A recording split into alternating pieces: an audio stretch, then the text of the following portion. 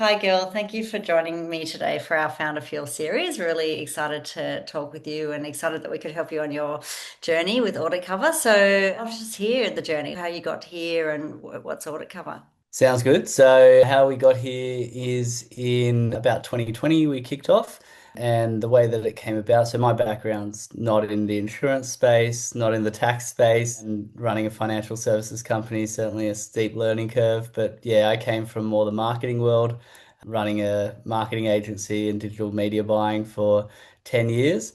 A friend of mine, Simon, was running a VC insurtech accelerator called Insurtech Gateway. I had a few portfolio companies that he wanted some guidance on growth, pulled me in there, and I got a little bit exposed to the, I guess, insurance world. And then, as it turned out, his accountant reached out to him and said, "Hey, I've got this really weird, clunky process that I do every year, offering tax audit insurance to my clients.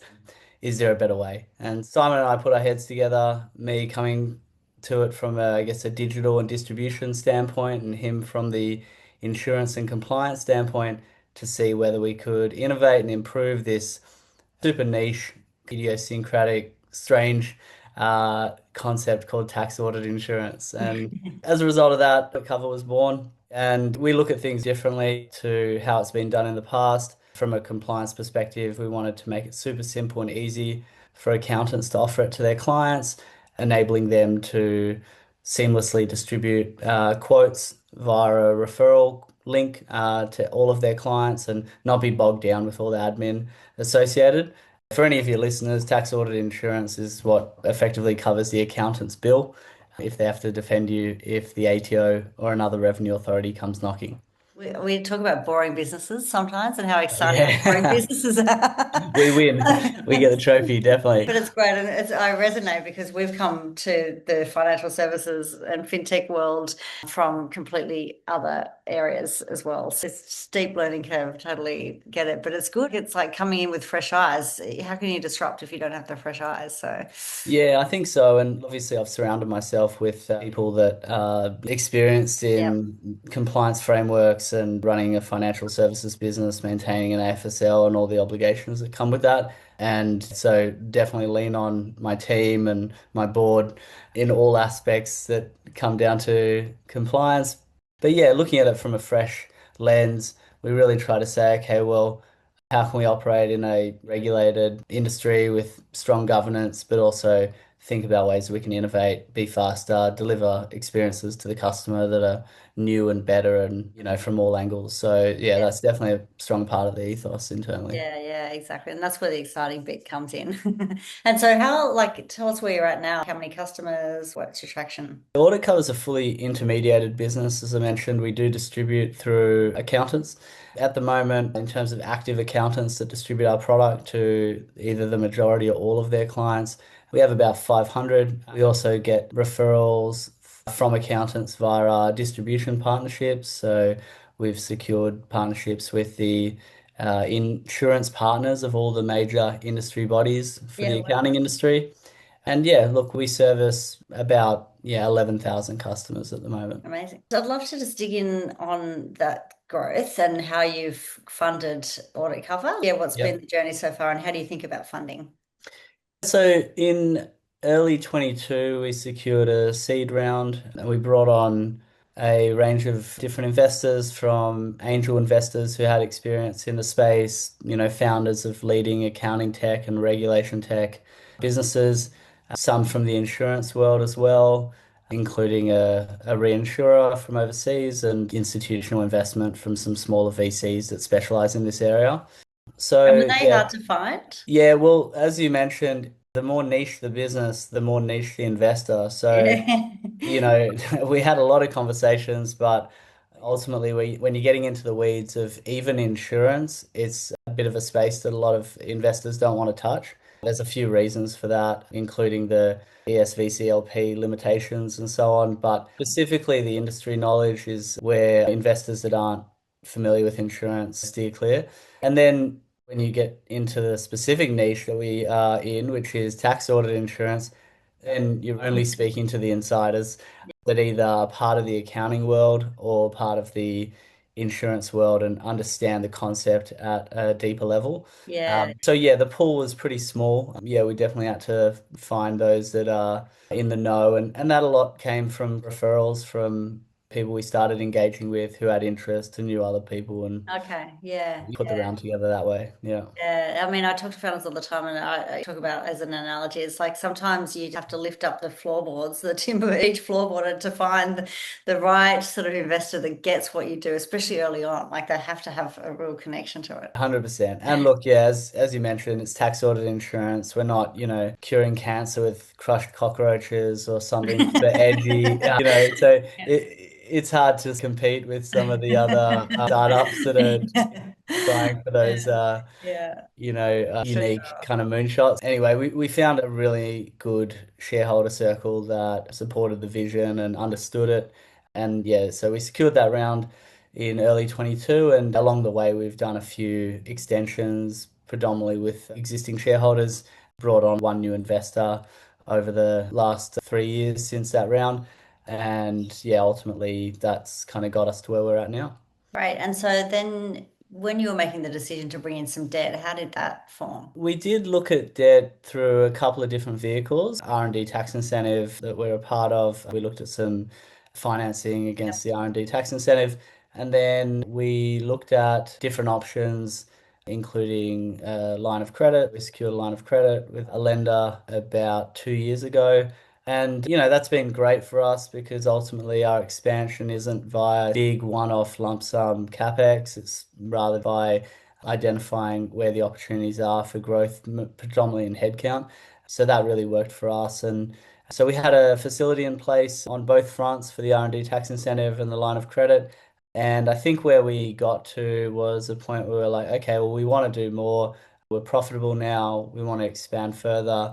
What are the options available to us? And Yeah. that's what sort of pushed us towards Tractor and the proposition. And yeah, I think it hit a lot of chords with us in terms of finding a growth partner that we can scale with, looks at things differently, and can also structure deals in a bit more of a creative way.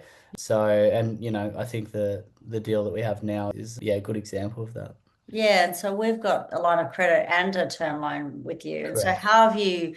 how does that work for you? So I think that worked really well. We wanted to increase our headroom and have a bit more cash available to expand. So replacing the line of credit that we had with a line of credit with you married up really nicely, and then adding on top that term loan, it just gave us a little bit more flex to do some of the things that we wanted to deploy this year. And I think as well, having a revolving facility was really attractive for us because our revenue is growing in the high double digits year on year.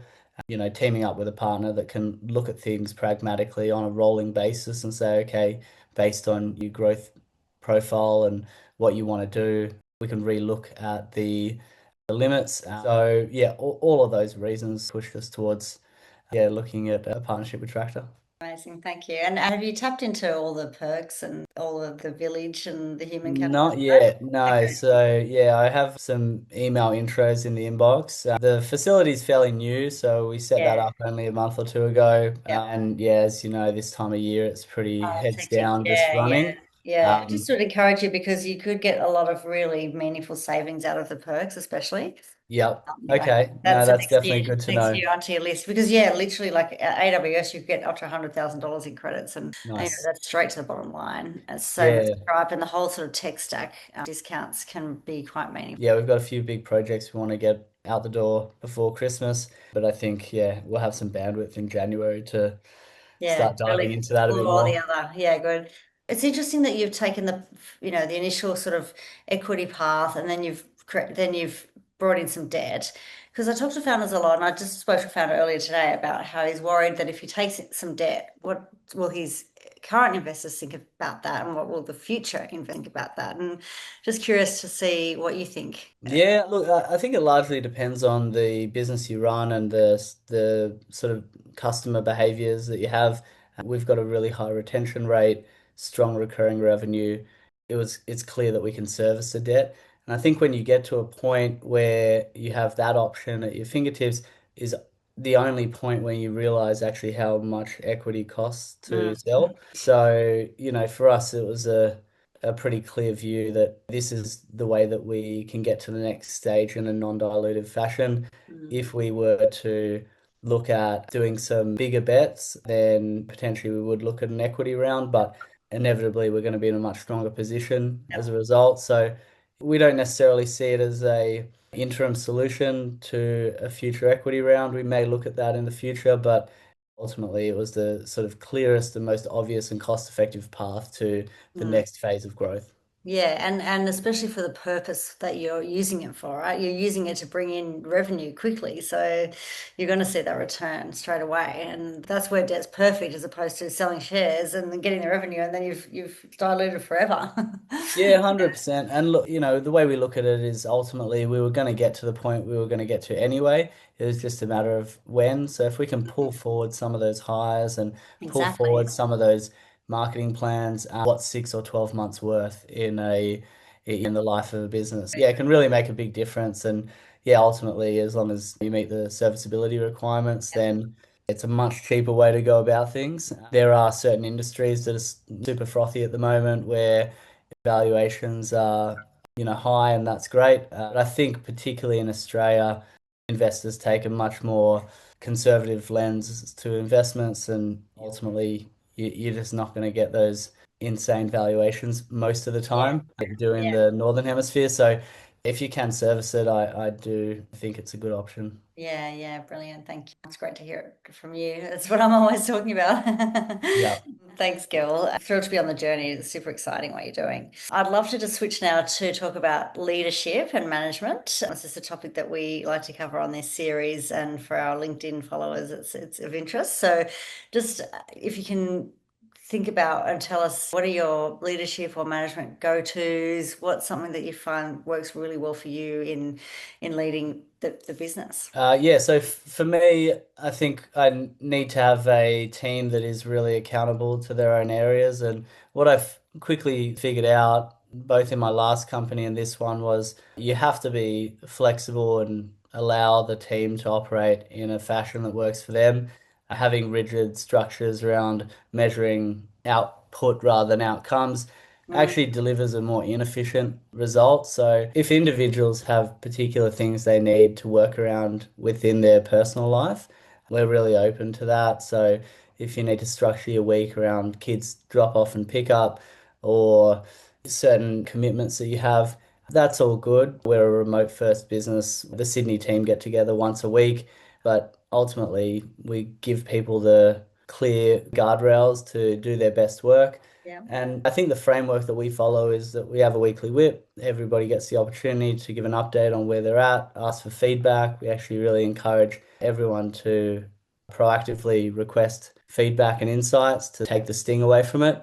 And the other piece is that we put a big emphasis on setting OKRs. So at the back end of the quarter, we're really focused on what the next quarter's OKRs are. The beginning of the quarter, it's really about communicating it with others and refining it based on their feedback. So those types of frameworks do help a lot in enabling people to do their best work. We have all the collaborative tools, so everybody, I guess the superpower of a small company is that communication is really easy. Everyone knows what each other's doing, and there's no layers or yes, hierarchy. It's very flat. But yeah, in terms of, I think, giving people the flexibility to do the work they can, I try and yeah, remove boundaries wherever I can. Ultimately, the key thing over the last couple of years was ensuring there's enough money in the bank to yes. Hey, everyone. have everybody running and gunning and Yeah, following our plans, and then making sure everyone knows what they're doing, what each other's doing. And yeah. once you tick off those things, the rest is a lot easier. Yeah, I think so too. I love that outcome over output. I think I shared it with our team a LinkedIn post yesterday, just something I saw, and what that was one of the quotes in there, and I think that's super important. And if you can trust and empower people, then they rise to the occasion, in my 100%, yeah, definitely. Yeah, and we've seen that across the board with our team. Some of them came in with limited experience, but we really hire based on culture fit and mindset. Sure, particularly for technical roles, you need to tick off certain technical aspects that you have yeah, the capability to do them. But by and large, I think if we had two candidates together and they were both technically equal, it would be looking at who's got the right mindset to be able to collaborate with the team, but also work autonomously, who has the culture fit to be able to ebb and flow with the changes that happen in a, Yeah. small, fast-growing startup. So yeah, Yeah. those are the key things that we try Yeah. to hire for. Brilliant. Well done. Well, it sounds like you're on a bit of a winning formula, so congrats. Thank you. Thank you. Pleasure. Not a worry, Jodie. Great to chat to you.